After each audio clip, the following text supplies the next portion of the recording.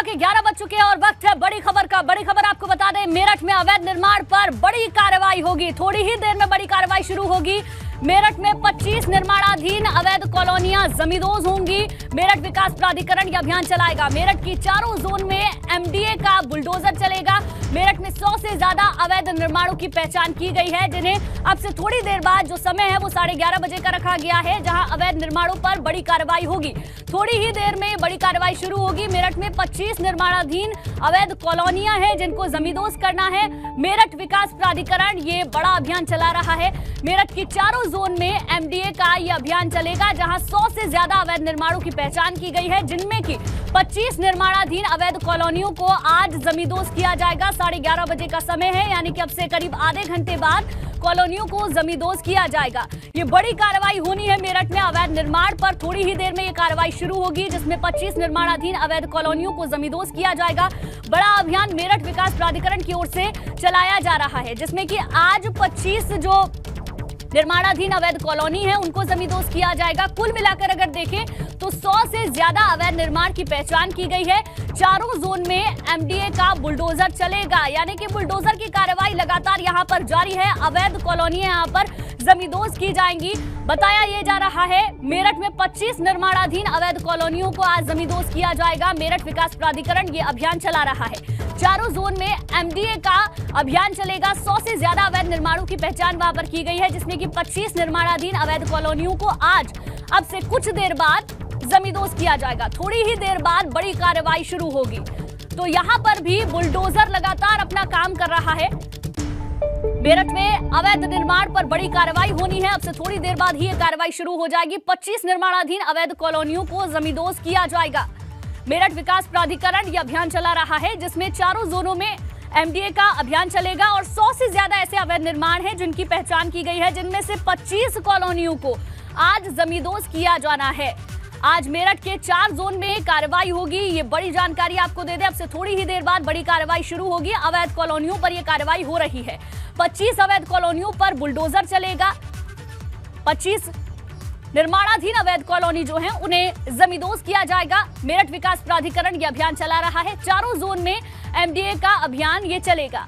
आपको बता दें मेरठ में 100 से ज्यादा अवैध निर्माणों की पहचान की गई है, जिनमें से 25 अवैध कॉलोनियों को आज गिराया जाएगा। 11:30 बजे का समय इसके लिए मुकर्रर किया गया है, यानी कि अब से थोड़ी ही देर बाद ये बड़ी कार्रवाई शुरू होगी। तो अवैध निर्माण पर मेरठ में भी बुलडोजर लगातार चल रहा है। और इस बड़ी खबर पर भी वापस लौटेंगे, पूरी खबर आपको विस्तार से बताएंगे, लेकिन इस बीच एक और बड़ी खबर मिल रही है। अब एक दर्दनाक खबर झांसी से सामने आई है। यहाँ के झोकनबाग में स्कूटी सीख रही महिला दर्दनाक हादसे का शिकार हो गई है। महिला अपनी बेटी के साथ स्कूटी सीख रही थी, लेकिन स्कूटी अनबैलेंस होने के कारण बेकाबू हो गई और एक दुकान के पास दोनों को जोरदार टक्कर लग गई, जिसमें दोनों गंभीर रूप से घायल हो गई हैं। इस हादसे की तस्वीर सीसीटीवी में भी कैद हो गई। तस्वीरें विचलित कर सकती है। अब ये देखिए, वो फुटेज हम आपको दिखा रहे हैं किस तरीके से स्कूटी सीखने के दौरान ये दर्दनाक हादसा हुआ है। दरअसल मां और बेटी स्कूटी सीख रही थी और उस दौरान अचानक से स्कूटी का ब्रेक नहीं लगता है और ब्रेक ना लगने की वजह से स्कूटी गिरती है और दोनों स्कूटी सवार जो महिलाएं हैं, मां और बेटी, वो गिर जाती है। दोनों की स्थिति गंभीर बताई जा रही है, लेकिन आप ये तस्वीरें देखकर अंदाजा लगाइए कि कितना बड़ा हादसा हो सकता था। गनीमत रही, दोनों की जान बच गई। दोनों की हालत लेकिन गंभीर जरूर बताई जा रही है। तेज रफ्तार में स्कूटी आती है, ब्रेक लगता नहीं है और उसके बाद जो दोनों महिलाएं हैं, मां और बेटी, दोनों ही गिर जाती है। यहाँ के झोकनबाग में स्कूटी सीख रही महिला दर्दनाक हादसे का शिकार हो गई है। तस्वीरें आपकी टेलीविजन स्क्रीन पर हैं। महिला अपनी बेटी के साथ स्कूटी सीख रही थी, लेकिन स्कूटी डिसबैलेंस्ड होने के कारण बेकाबू हो गई और एक दुकान के पास दोनों को जोरदार टक्कर लग गई, जिसमें दोनों गंभीर रूप से घायल हो गई हैं। दोनों महिलाओं को आप देख सकते हैं। एक महिला तो बाद में खड़ी हो जाती है, लेकिन दूसरी महिला की स्थिति ज्यादा गंभीर इन तस्वीरों में नजर आ रही है।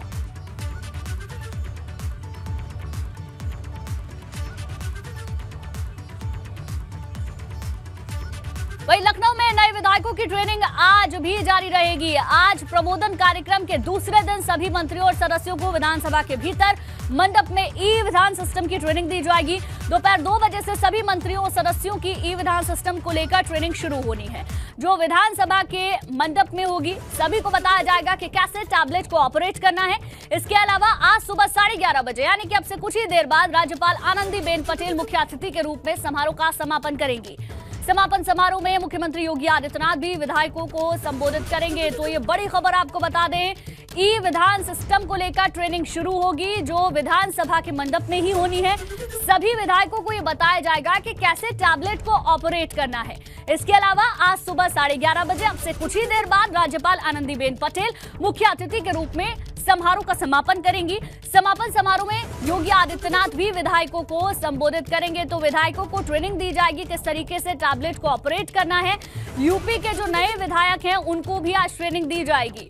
इस दौरान योगी आदित्यनाथ भी आज संबोधित करेंगे। दोपहर 2 बजे से सभी मंत्री सदस्यों की ई विधान सिस्टम को लेकर ट्रेनिंग शुरू होनी है, जो विधानसभा के मंडप में होगी।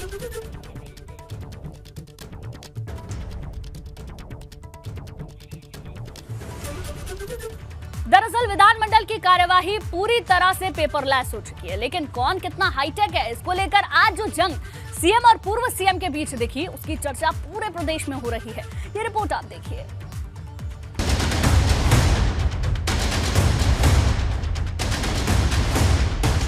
योगी सरकार को अखिलेश की बधाई, सियासत की डिजिटल लड़ाई। लैपटॉप वाली दोस्ताना फाइट, क्योंकि अब सभी सदस्यों को एक साथ ट्रेनिंग मिलेगी। मैं अध्यक्ष जी से निवेदन करूंगा कि मैं और मुख्यमंत्री जी की अलग कराइए ट्रेनिंग।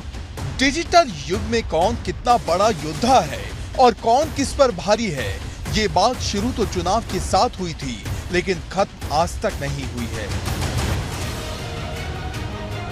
क्योंकि जिस ई विधानसभा व्यवस्था की पूरे देश में चर्चा है, लेकिन कौन कितना हाईटेक है, इसको लेकर अखिलेश यादव और सीएम योगी के बीच जंग छिड़ गई है।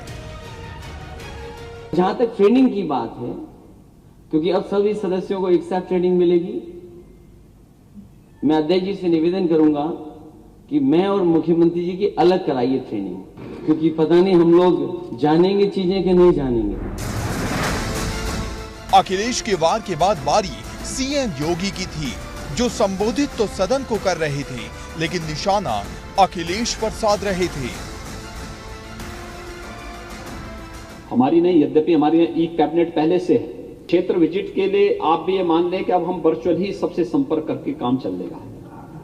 जनता से संवाद के लिए आपको प्रत्यक्ष जाना ही होगा, और नहीं तो वर्चुअली जड़ने की बात तो फिर जनता भी उस समय चुनाव के समय यही कहती है कि आप वर्चुअल ही वोट भी ले लेना। यूपी की विधानसभा पूरी तरह से डिजिटल हो गई है। दरअसल विधानसभा में अब न केवल विधायकों की सीट बढ़ाई गई है, बल्कि हर एक सीट पर टैबलेट लगाया गया है। यानी विधानसभा की जो आगे की कार्रवाई है वो पूरी तरह से पेपरलेस होगी। चाहे प्रश्नकाल की बात करें, चाहे हम बात करें राज्यपाल के अभिभाषण की, या फिर बजट की बात करें, सभी चीजें अब विधायकों को उनकी जो सीट है उस पर जो टैबलेट लगाया गया है वहीं पर उपलब्ध हो जाएंगी। आपको बता दें, यूपी विधानसभा को डिजिटल किया गया है, जिसके लिए नए विधायकों को 2 दिन की ट्रेनिंग दी जाएगी।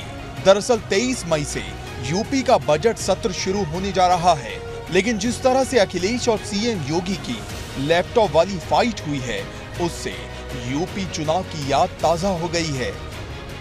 Bureau report, ABP Ganga.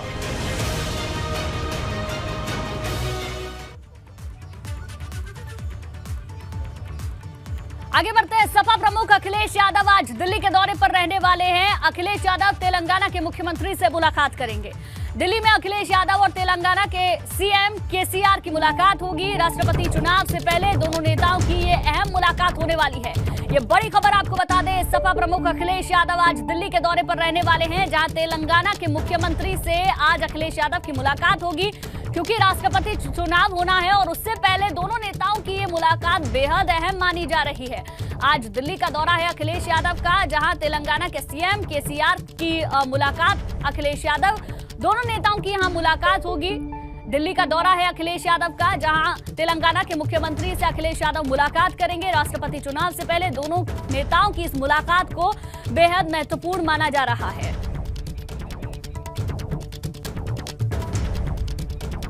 Varanasi से बड़ी खबर आपको बता दें, अंजुमन इंतजामिया कमेटी की पुलिस कमिश्नर के साथ बैठक हो रही है। सीपी कैंप कार्यालय में मीटिंग जारी है। ये बड़ी खबर आपको बता दें, अंजुमन इंतजामिया कमेटी की पुलिस कमिश्नर के साथ बैठक चल रही है। नीतीश हमारे संवाददाता ज्यादा जानकारी के साथ जुड़ गए हैं। नीतीश, बैठक चल रही है पुलिस कमिश्नर के साथ, क्या अपडेट है अभी आपके पास?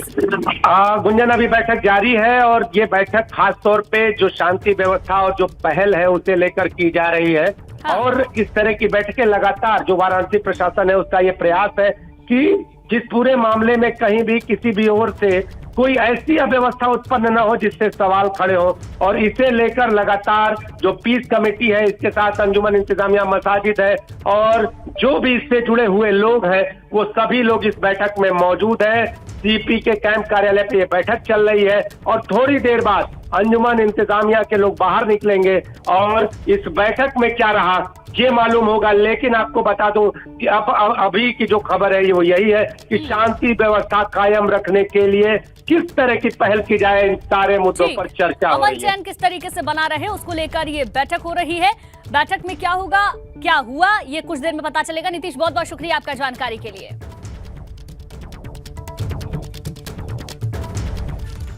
और चलिए अब बात ज्ञानवापी पर सुप्रीम हेडलाइन की, क्योंकि सुप्रीम कोर्ट ने ज्ञानवापी मस्जिद केस को लेकर कई सारे आदेश दिए। इसके साथ साथ कोर्ट ने ये कह दिया कि ये जो पूरा फैसला है ये अब जो वहां की अदालत है यानी कि वाराणसी की अदालत है वही देखेगी, और 8 हफ्ते तक यानी कि 2 महीने तक जो अंतरिम आदेश सुप्रीम कोर्ट की ओर से जारी किया गया था वही जारी रहेगा।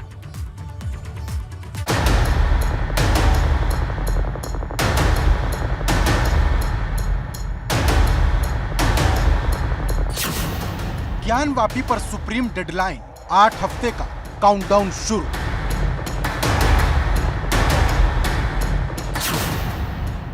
वाराणसी जिला जज करेंगे सुनवाई, सुप्रीम कोर्ट में जिरह हाई।